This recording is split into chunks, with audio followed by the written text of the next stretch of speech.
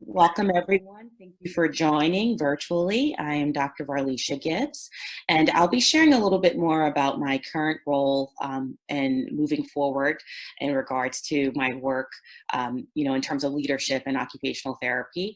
You may see that my current title is the Scientific Programs Officer at the American Occupational Therapy Foundation, and I'll be giving you a little bit more info towards the end in regards to where I am and what I'm doing now. So welcome again, the title of our presentation today as we're getting that pulled up. And Catherine, let me know as well if I just need to share my screen. I do have it there. I happen to have an older laptop, so sometimes it doesn't work that great, but I can try. So today we're going to be talking, go ahead, I'm sorry. I'm so sorry, Dr. Gibbs. Feel free to share your screen. I'll unshare my screen so you can share. And if that's an issue, then I'll figure it out. I'm having a little bit of trouble accessing OneDrive to access the slide. So I'll just unshare right here. Mm-hmm.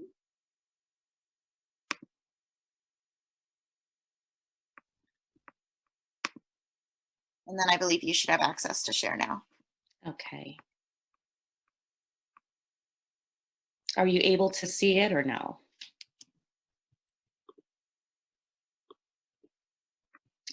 I don't see it yet. Do others?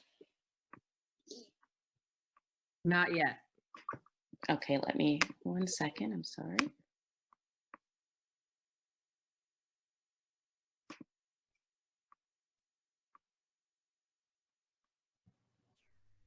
Well, sorry, I have this tendency to the computer.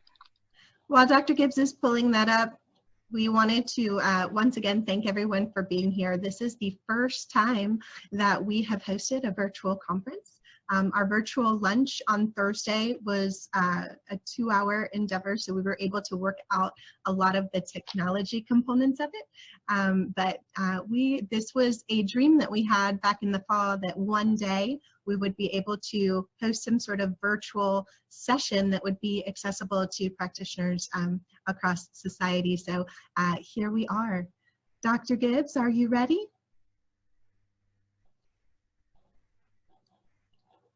Okay. Yes, can you see it now?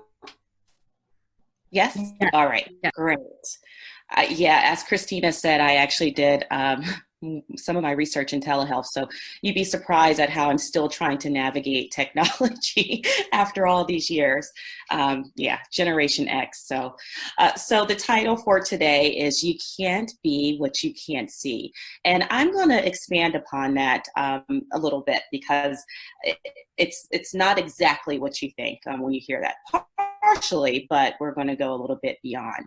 This was a quote by Marian Wright Edelman, and if you're not familiar with Marian, she is the founder of the Children's Defense Fund, and so I encourage you just to look her up in regards to her leadership. She's an advocate for IDEA, which a lot of us have as occupational therapy practitioners really have been working in regards to in our school system based upon a lot of her work. So again, just encourage you to look into Marian Wright Edelman. However, let's move forward with our talk. So the first part of our conversation today that I want us to explore is the concept of cultural identification. And I pulled this quote actually from our AOTA national president, Wendy Hildebrand.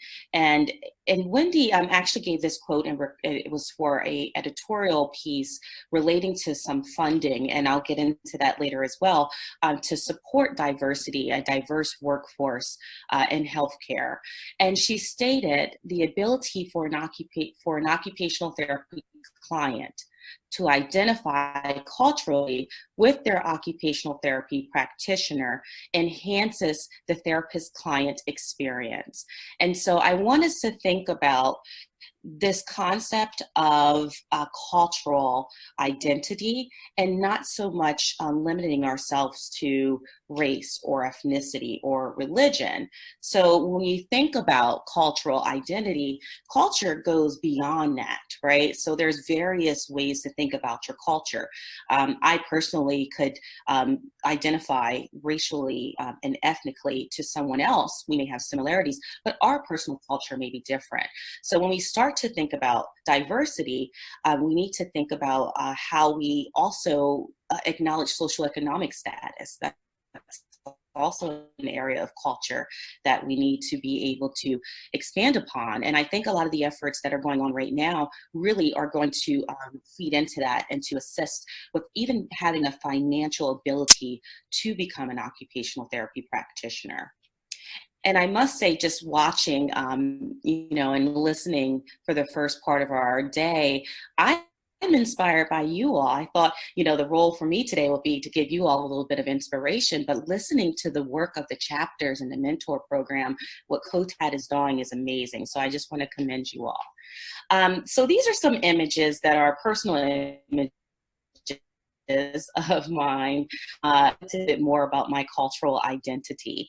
And I'm not going to go too far into how I got into OT, but just a little synopsis. So I grew up in a town called Newcastle, which is in Delaware. And in Newcastle, Delaware, there's a main corridor called Newcastle Avenue, or Newcastle Ave, as we like to call it, Route 9. And the image in the right corner on your screen there is a lot, an empty lot that a lot of times that's what we would see, around our neighborhood and walking on Newcastle Avenue. And to me, growing up there, didn't think much of it. The picture to the left is a picture of myself and my family. My grandfather was very proud and really worked to get his family from Pennsylvania, right over the border, actually, to Delaware. And he owned his home. He owned 2 homes. And he worked hard to be able to do that. At the bottom left of your screen, you'll see General Motors. That's where he worked. And that's what really was what fed our lives, which catapulted me into going into furthering my education and being able to do that with his support. My mother, which is, she's on the screen there to the far right in the black top. That was my mother, who was a teen mom. And so I grew up with all the people you see there in that picture in a household where I was the baby, but I kind of grew up, with my aunts. They are somewhat, also mother figures to me, as well as maybe, even sister figures. I don't know. We just have a different but close relationship. And, in that environment, and going back to our quote of the day, you can't be what you can't see. For me, being able to see hard work was something that really led me into wanting to do more.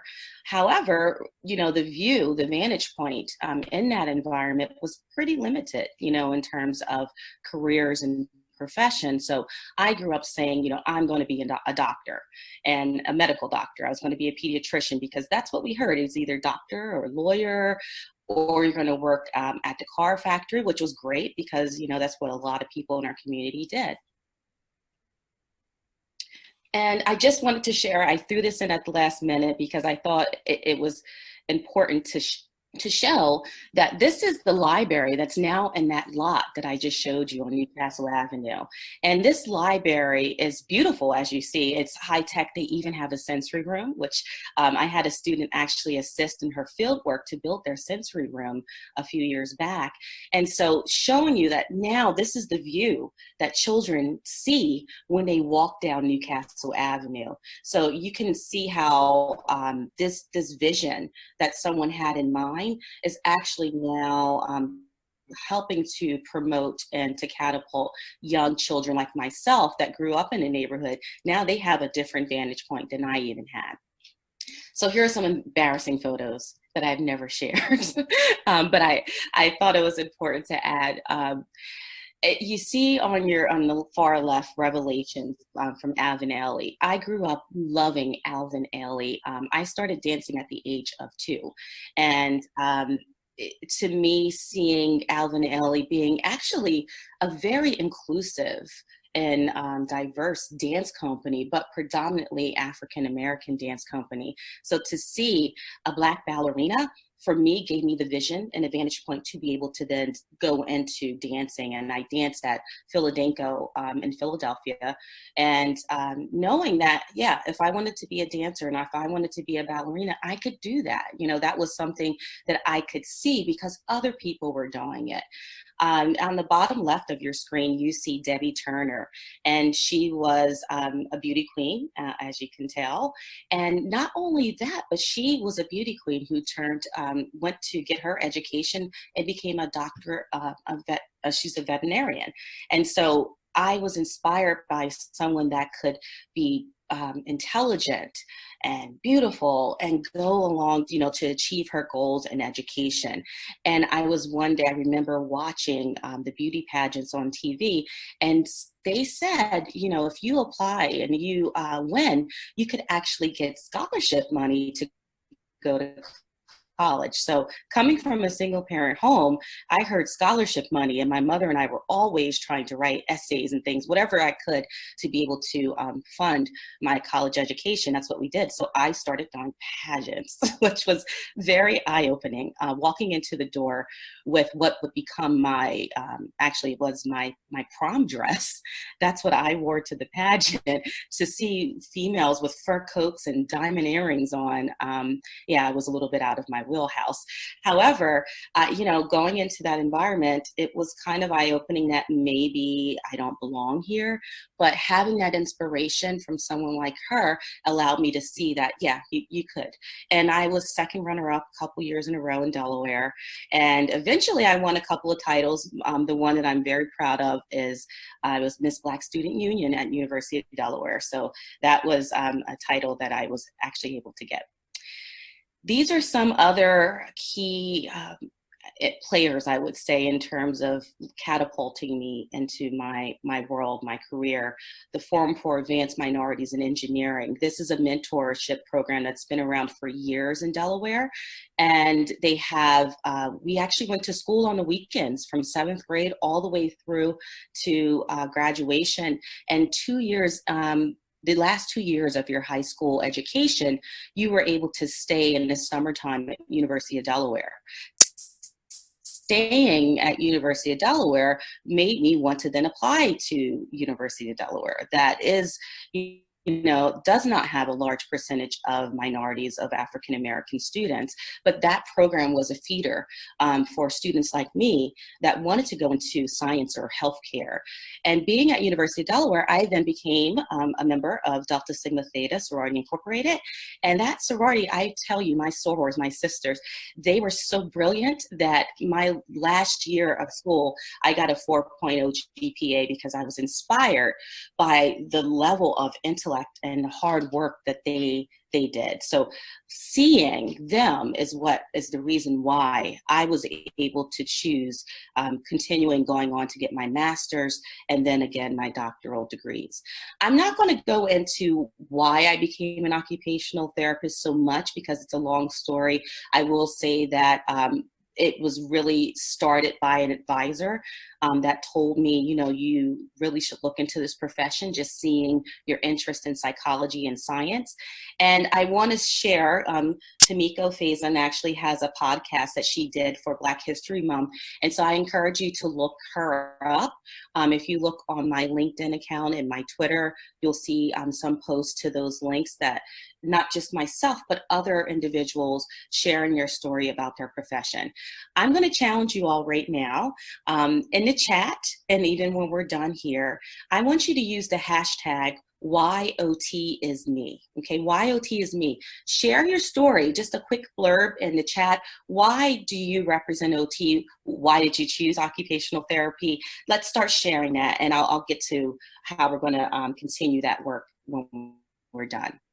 So sight is what you see with your eyes, and vision is what you see with your mind. So not only are we seeing, I saw, you know, individuals that inspired me to be a dancer. I saw individuals that inspired me to go into healthcare. But there also is this piece of vision. Okay, some individuals didn't have that visual representation. Marietta Ng and Dr. Leila Lorenz, they perhaps didn't see themselves represented in occupational therapy. However, they had a vision that they could do it. So I want us to also remember that having a vision is also part of that. It's not the same as sight. However, if we envision something, we too can move forward. And we're going to talk about our vision that we're going to hopefully share when we're done with this, with our day. I think we all would agree that the diversity in our field is limited, and that's part of the reason why COTAD exists.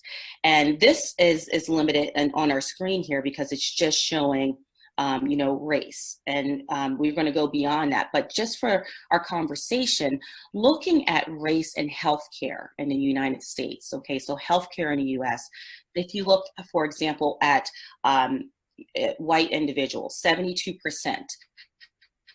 of healthcare workers are identify as white. 17.7% identify as Black, 6.9 Asian, and 14.2 Hispanic. But when you look at OT, those numbers decrease significantly, and that's at the bottom of your screen there. And so even though we know that, we have a majority and a minority within the United States, we also have to acknowledge that healthcare in itself has more diversity than occupational therapy does. And so we have our work to do. This was a study by Collins in 2018. Now, they did have a small sample size, but it highlights the fact that underrepresented minority groups, 80% said they never met an occupational therapist. But 51% actually have met physical therapists. So, and this also, their numbers for the other groups were also very limited in terms of actually seeing occupational therapists. So how can we make ourselves more visible? And that's one of our first steps that we're going to talk about. So who we see is important. This was another study by Mead, and they looked at African Americans and non-Puerto Rican Latinos. And the results showed that they were more strongly influenced by the presence of people in the chosen discipline that identified as being part of the same racial or ethnic group. So visually seeing individuals being in a certain discipline was something that influenced their desire to be part of that field. So no more talking, right? It's time for a plan. And I do think, this is a plan for our conversation today, but I know that COTAD is doing the work. I know that you all have plans moving forward, and hopefully this can feed into that a little bit. If you're not familiar with Kotter's 8-step change management model, I encourage you to look into it, get the book, go online, lots of great resources. So we're going to use this as our model. So the first step is creating urgency, okay, creating urgency. So here is the urgent need. By 2044, more than half of all Americans are going to be projected to belong to a minority group, more than half. And so occupational therapy deserves a seat at the table. We have to be prepared for what society is going to look like moving forward. Society is going to be more diverse, and hence we also need to go on with that change. So we deserve a seat. Here's another reason why this is urgent. This is from Health Professionals for Diversity Coalition. Disparities in healthcare pose a moral and ethical dilemma for our society and threaten to hamper efforts to improve national health. When disparities in healthcare result in missed diagnoses and poor management of chronic conditions, this could translate to higher costs for our healthcare system. So it's beyond just wanting to see diversity, but the lack of diversity can actually impact the cost of healthcare in the US. So what's happening? How are we working on this? We're creating, this is another step in that change model. Creating a powerful coalition is the next step in terms of change, being a change agent. AOTA's board of directors is starting to create a diversity and inclusion task force. And as was mentioned in the start of our day, actually adding a pillar for diversity in Vision 2025. This coalition, along with COTAD, all of our other multicultural organizations, the National Black Occupational Therapy Caucus, that is starting to build that powerful coalition that is part of this change agent model. Creating a vision for change, okay? This is the next step, creating your vision for change. So here's the vision that I am proposing. I'm proposing a vision that looks at the macro, the meso, and the micro levels, okay? So various levels of change. So looking at the macro level, I want you to think if you see yourself as a leader. Do you see yourselves in our leadership? At AOTA, AOTF, do you see yourself in researchers, the researchers in our field? How are you, based upon your cultural identity, represented within those groups? And if you don't see yourself, such as, for instance, the Sligo lecture, do we see ourselves in the individuals selected for giving that wonderful talk at conference each year? If you don't see yourself, I encourage you to volunteer. And beyond that, support those that you think would be great representatives at that leadership level. I included some of the award winners for one of the grants for AOTF this year. And I think looking at our researchers, we're getting there, looking at the diversity in those award winners for those grants. We are starting to see some diversity, but we need to continue the work. At the meso level, looking at our vision for change, recruiting, retaining, and retaining diverse student bodies, as well as our faculty members and our researchers. So we need to have support for mentors, funded training programs, scholarship programs that are going to support those from diverse populations, as well as supporting those that want to, let's say, go to get their doctoral degree. That takes a lot of sacrifice, and takes a lot of money.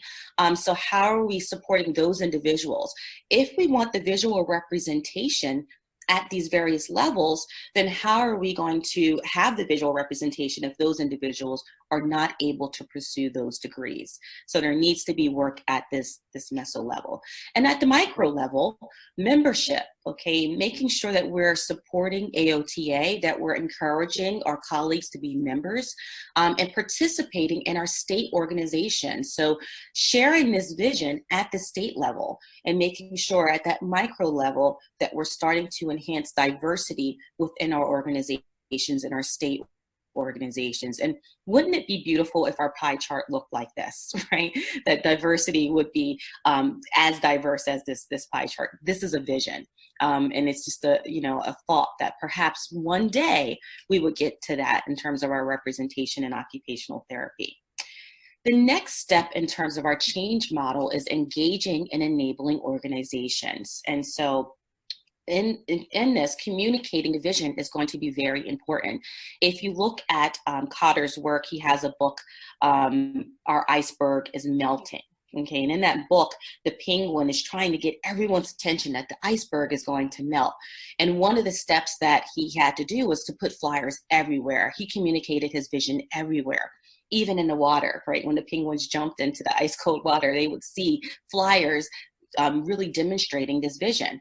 We have all these movements that you see on the screen, even the nursing shortage that occurred. I remember hearing about the nursing shortage, and I wasn't even in healthcare yet. So how are we displaying this vision and communicating it beyond just us, right? Sometimes I feel like we're preaching to the choir. How are we going to communicate this beyond our cohort that we have here today? Empowering action.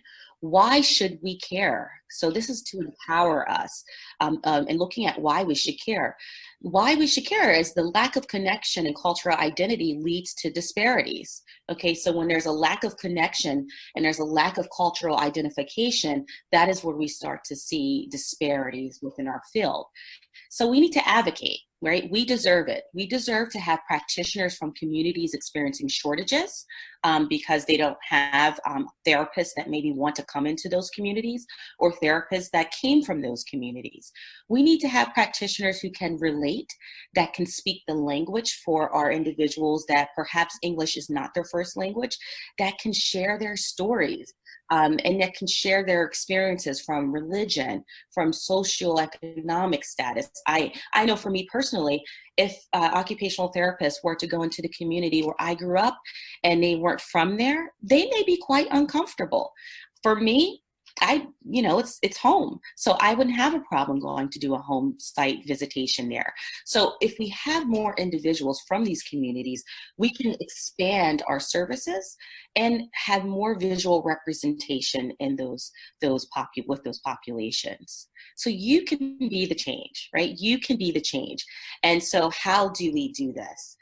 This is the study by Need again, looking at what are those factors that influence career choice.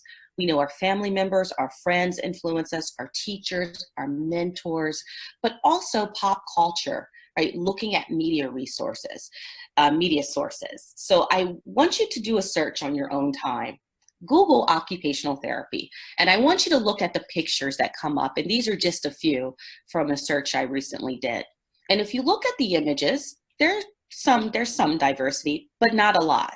I identify as a Black female. And when I look at the pictures, I do see myself represented there, but it doesn't just stop with me, right? Who else needs to be represented in the images that you see in terms of occupational therapy? I want you to start looking at your pages at work, your business web page, your school institutions web pages. How are we representing diversity on those platforms? These are some of the students and professionals that I worked with in the past, some colleagues and students. And at Wesley College, this is the program I started in Delaware. It's the first and only occupational therapy program there. I was very proud at the diversity that we were able to have in our student body. I can have another talk about why, I think that occurred. Some of it was intentional and some of it just so happened. And you see, we have males represented, we have females, we have African Americans, we have Hispanic, we have Asian. And even working with my colleagues, the picture to the right of your screen all the way at the bottom, that's from University of the Sciences. That was a group of students and myself and a colleague that we were a very diverse group that worked on a research project together. So sharing those images, that is a start for a place where we can start. I want us to start thinking about our colleagues that may have disabilities, right? What about our individuals that may have physical or even mental illness and diagnoses that are our colleagues working in a field that can relate even more so with our clients. I had a student that was visually impaired, and she actually was identified as being, legally blind, and she had a CNI dog. I had another student that had a traumatic brain injury, and occupational therapy was a second career for her. How are we supporting those individuals? And I will say that there are organizations, even within AOTA, that do support our colleagues that have disabilities. So I encourage you to get involved with those groups as well. There are organizations with AOTA that support our Native American colleagues. And I want to include this because I've met across the country, I've met different practitioners that work on our reservations, and they all share that there is a lack of resources, there's a lack of attention, there's a lack of support for the individuals that live on the reservations. And there's so much need. And there's a need for cultural sensitivity with our Native American colleagues and clients. This is Hiawassee Pony, the Hiawassee Pony tribe in North Carolina. And actually, I share this picture in itself because this is where my grandmother actually came from. So I'm personally trying to connect to that side of my culture and my heritage a little bit more. So that's why I chose this specific image. Also learning from our peers who identify as LGBTQ plus. I always get that, it's a tongue twister for me. Looking at this community for guidance, for working with our clients. They may also identify as being part of that community. There are different things that we may not be aware of or think about that we can address with support from those individuals. Mentorship. I'm so excited to hear about COTAD's mentorship program. Even if you can't do this formally, this is one of my mentees, Maria. I also have a mentee, Fatimata, and she's from Howard University, occupational therapy program. And I take moments out when they reach out to me, or I'll check in with them. It doesn't have to be completely structured if you don't have a lot of time. For Maria, I attended one of her career days for elementary school students. So from, you know, the fourth graders, I believe, up to middle school, I was able to introduce them to occupational therapy. If I could chisel out a little bit of my day to do that, I'm planting seeds so that hopefully in the future, they could see that, yeah, I could be an occupational therapist as well. It's time for us to also envision our future. So if we're looking at how are we putting out a visual representation of occupational therapy, we need to expand beyond the clinic, beyond the skilled nursing facility, even beyond the school. And I took these images from, this is from Utah, the University of Utah, as well as WashU, that have programs that are really working in a community with immigrants, as well as working in primary care. And so this is a way for us to really show occupational therapy's value. And these individuals then could say, yes, I've actually seen an occupational therapist. I know what they do, at least from this environment. I'm familiar with occupational therapy. And that's how we also expand the vision. This is another quote from Marian Wright Edelman, and I won't go too far into it, but the quote pretty much talks about connection, and that it's not so much seeing diversity, right? Seeing diversity, but when we have diversity, this is actually a sense of connection, and we need to live in a global sense of inclusivity, right? All of us being part of that connection. And I know right now more than ever, we are apart, but I think we're actually starting to feel a little bit more connected to other people, even virtually. I think that's, you know, the blessing out of this chaos that we're having with the pandemic is that people are starting to connect more. So here's an opportunity, right? We can see this as an opportunity to really expand in terms of inclusivity and diversity. So tell your story. AOTA has a page. I put it here for you to look at, and you can search on AOTA's website to share your story. I try as much as I can to share my story so that I can be a visual and a vision perhaps for other people that come from different walks of life. So it's a platform for you to do the same.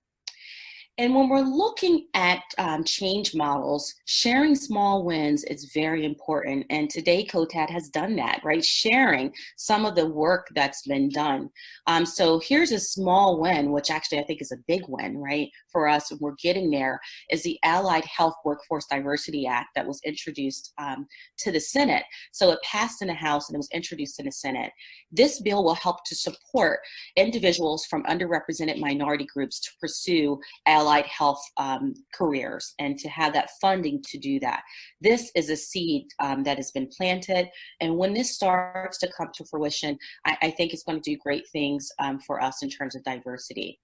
If you go to AOTA's webpage and the action page there, you can help to take action. You can be part of supporting bills like this to increase diversity. So what's next? These are the action steps I'm leaving with you today, okay? Because I feel like we have a lot of conversations, but what are some things you can do right now after I finish talking, perhaps, and today? So communicating the vision. Target your social media, okay? So target your social media. Share occupational therapy, not just on your professional page, but your page that you have with your friends, the page that you share when you go on vacation. Talk a little bit about occupational therapy. Share some of those social media posts. I shared one the other night when a doctor was talking about the pandemic, and she mentioned occupational therapy. And I was so excited that I went straight to Twitter and shared it, right? So hopefully not just our OT colleagues will see that, but even beyond. Look at your program web pages. Look at your web pages at your job. How are you communicating? What do your pamphlets look like? Who's on the front? Who's inside of those brochures? Offer your personal stories, okay, and share your story about diversity and inclusion. I've gotten to the point where I am comfortable with saying I would like to see more Black practitioners, right? I am a Black female, and we have to be unapologetic about how you identify personally, because that's who we are. We're all different, and it's okay to connect to that.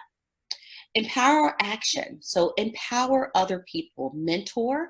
I see that COTAD needs mentors. Step into that role. And if you can't do that, informally be a mentor to someone. FAME for me was a catalyst. That was that program I shared earlier on that introduced me to the University of Delaware.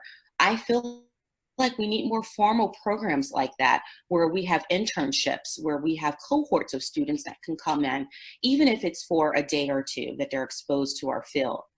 Advocate and be part of community outreach, such as career days, as I shared that I have done. Share your small wins, and post. I gave you the hashtag #WhyOTIsMe. Post that on your pages and share some of the wins that you have had. Have you gotten a promotion, or have you simply gotten your client to discharge successfully and had a unique treatment plan for them? Share those things. Implementing change is our final step. So addressing case studies that you are using. If you are if you're teaching, if you're an instructor or a professor, how are you addressing diversity in your case studies, in the literature, and your assignments, and even in your examinations? How are you including diversity within those stories that you're telling? How are we including diversity within our research? Who we're researching? Who we're including as researchers, as clinical researchers that could be part of our team. Volunteer for AOTA, COTAD, the National Black Occupational Therapy Caucus, all of those different organizations that they have for our Asian practitioners, our Hispanic practitioners, and those that identify as LGBTQ+. And communicate this vision even with your state organizations. Communicate the vision. So going back to Cotter's 8-step change, we're getting there, right? We're getting close to this, but we need to do more. And I'm really happy to see the work again that COTAD is doing. And I do want to share that a small win, I feel, for our profession. I'm very pleased to announce that I am leaving the foundation, and not pleased that I'm leaving there, but pleased to step into a new role at AOTA. So I'm starting as a Vice President of Practice Engagement and Capacity Building at our association. So that is my new position that I have now stepped into. And I'm hoping to do more connection with COTAD and our other groups to be able to increase the diversity within our field. So I am very thankful for that, and for all the dreams I don't have to close my eyes to see anymore. And with that, I thank you all, and I will open it up for questions.